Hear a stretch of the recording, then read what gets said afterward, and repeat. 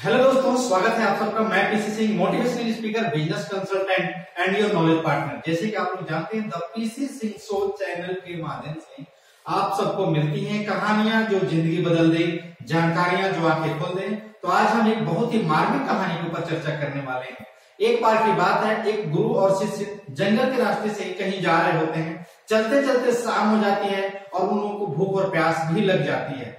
गुरु जी के मन में आता है कि क्यों ना हम लोग कहीं रुक करके कुछ पानी पिए और वहां पे थोड़ा सा विश्राम भी करें। कुछ दूर चलने के बाद उन्हें खाली सा बड़ा मैदान दिखाई देता है जहां पे एक झोपड़ी बनी होती है।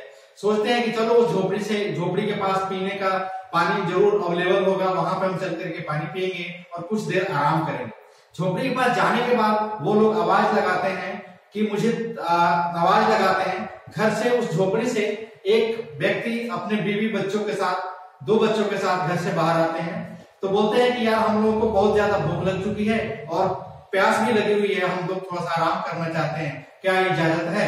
तो जो व्यक्ति होता है बड़े आदर से उन लोगों को अपनी झोपड़ी में बैठाते हैं और बोलते हैं कि मैं कुछ खाने और पीने के लिए लेकर आता हूँ। वो थोड़ी सी दही और पानी लेकर आते हैं। दही खा करके वो लोग पानी पीते हैं और तृप्त होकर के बोलते हैं कि हे शिष्य, ये बहुत बड़ा मैदान है, ये बहुत उपजाऊ भूमि लग रही है हमें, और क्यों ना तुम खुद खेती करो इस भूमि में। तो वो बोलते हैं गुरु जी कि तुम्हारे जीविका कैसे चल पाती है, तुम कैसे अपना जीवन चला पाते हो?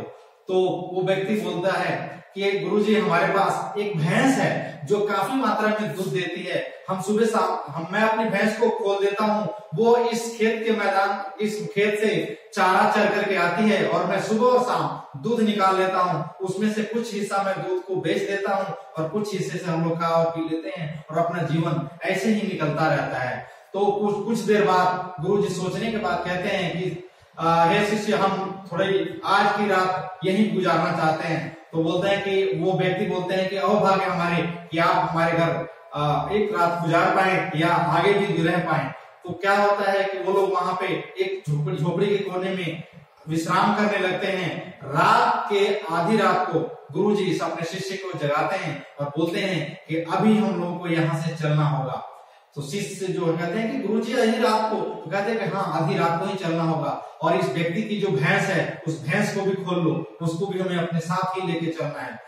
ये बात सुनकर के जो उनके शिष्य होते हैं हैरान रह जाते हैं कि गुरुजी अब तक लोगों को हेल्प करते हुए नजर आए, लोगों की मदद करते हुए आए, लेकिन ये आज की डेट में तो गुरुजी कह रहे हैं कि इस बेचारे आदमी का पूरा जीवन मतलब कि एक जीविका ही लेकर के चलने के लिए कह रहे देते हैं। लेकिन गुरु जी के आदेश होती है कि नहीं, लेकर के चलना ही चलना है। तो वो शिष्य क्या करते हैं, गुरु जी भैंस को खोल करके अपने साथ लेकर के दोनों व्यक्ति भैंस के साथ चल देते हैं।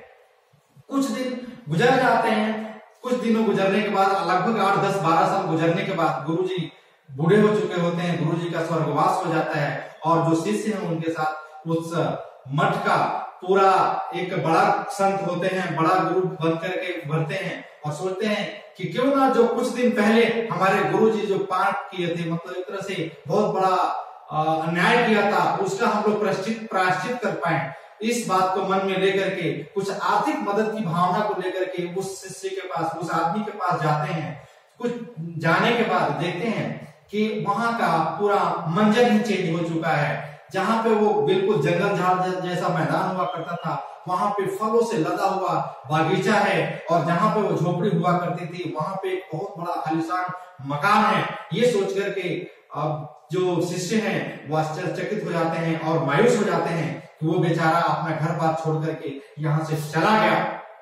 हम लोगों ने बहुत बड़ा उस समय पाप किया। कुछ दूर चलने के बाद, कुछ ही कदम चलने के बाद एक बहुत ही सुशोभित व्यक्ति अच्छे कपड़ों में अपने बाल बच्चों के साथ सामने से आता हुआ दिखाई देता है। तो वो जो व्यक्ति है उस गुरुजी को, उस चेले को बिल्कुल करीबी से पहचान लेते हैं और उनका पैर छूते हैं। तो कहते हैं कि गुरुजी, हो सकता है कि आपने मुझे नहीं पहचाना हो, लेकिन मैं वही किसान हूँ जिनके घर आप लोग एक दिन रुके हुए थे। तो ये बात सुन करके वो जो शिष्य हैं आश्चर्यचकित हो जाते हैं, यार इतना बड़ा बदलाव। तो फिर आप बीती उनसे सुनाने के लिए बोलते हैं कि यार तुम इतने बड़े कैसे हो गए? तो वो जो व्यक्ति हैं वो अपनी सारी लाइफ की स्टोरी बताते हैं कि जिस दिन आप लोग आए और उस दिन क्या हुआ कि आप लोग बिना बताए हमारे घर से चले गए और साथ में जो है हमारी भैंस भी उसी दिन गायब हो गई, पता नहीं कहाँ चली गई। अब हम लोगों को बड़ी खाने पीने से लेकर के जीविका जो आगे चलाने में बहुत परेशानी आ रही थी। तो हमने क्या किया, अपने खेत से पेड़ों से कुछ लकड़ियां काटी और उस लकड़ियों को ले जाकर के मैंने बाजार में बेचा और जो बेचने से जो पैसे मुझे मिले उस पैसों से मैंने 2 बैल खरीदे और बैल को लेकर के मैं हल का व्यवस्था करके अपने खेत में खेती किया और खेती से जो पैदावार हुआ, जो उपज हुआ, वो उपज बहुत अच्छा हुआ और हमने क्या किया, उस उपज के कुछ हिस्से को अपने खाने में इस्तेमाल किया और बाकी उपजाऊ जो अनाज हुआ उसको हमने बाजार में बेचा और बाजार में बेचने से हमें काफी फायदा हुआ। उस पैसे से हमने फिर ट्रैक्टर खरीदे और फिर कुछ मजदूरों को साथ में रह करके हमने खेती शुरू कर दिया, जो फलों का एक बागीचा तैयार किया, चारों तरफ फल, और इससे हमें काफी मात्रा में जो है प्रॉफिट हुआ। उस प्रॉफिट से हमने अपना जो भी सुख सुविधाओं की जो वस्तुएं हैं वो खरीदी। हमने झोपड़ी के जगह पे अपना मकान, आलीशान मकान खड़ा कर दिया और आज डेट में मैं लगभग 1000 किलोमीटर में फलों का सबसे बड़ा व्यापारी हूँ और बहुत सारे लोग हमारे साथ काम करते हैं। मैं अपने साथ साथ लोगों को भी रोजगार देता हूँ। तो उस दिन आप लोगों का आना हमारे जीवन में बहुत बड़ा बदलाव लेकर आया और साथ साथ में मेरी बेड़ी रूपी जो भैंस थी उसका चला जाना हमारे लाइफ में बहुत बड़ा क्रांतिकारी परिवर्तन लेकर आया। अगर वो जो शिष्य हैं बोलते हैं कि बताओ यार, ये काम तो आप उस भैंस के रहते भी कर लेते, लेकिन वो बोलते हैं कि गुरुजी ये हमारी ही कहानी नहीं है, ये लगभग बहुत सारे लोगों की कहानी है।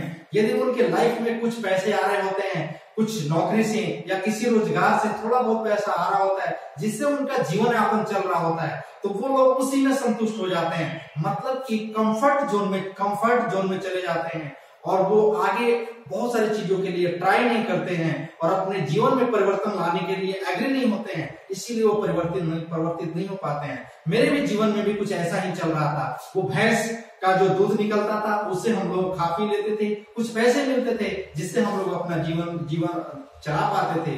लेकिन जब भैंस रूपी जो बेड़ी थी हमारे जीवन से चली गई तो हम लोग बिल्कुल असहाय हो गए और मजबूरन बस हम लोगों को काम करना पड़ा और हम लोग एक बहुत बड़े एम्पायर का खड़ा किए। जब हम लोग साहस किए तो हम लोग काम करना शुरू किए और अपने इस जिंदगी को सफल बना पाए।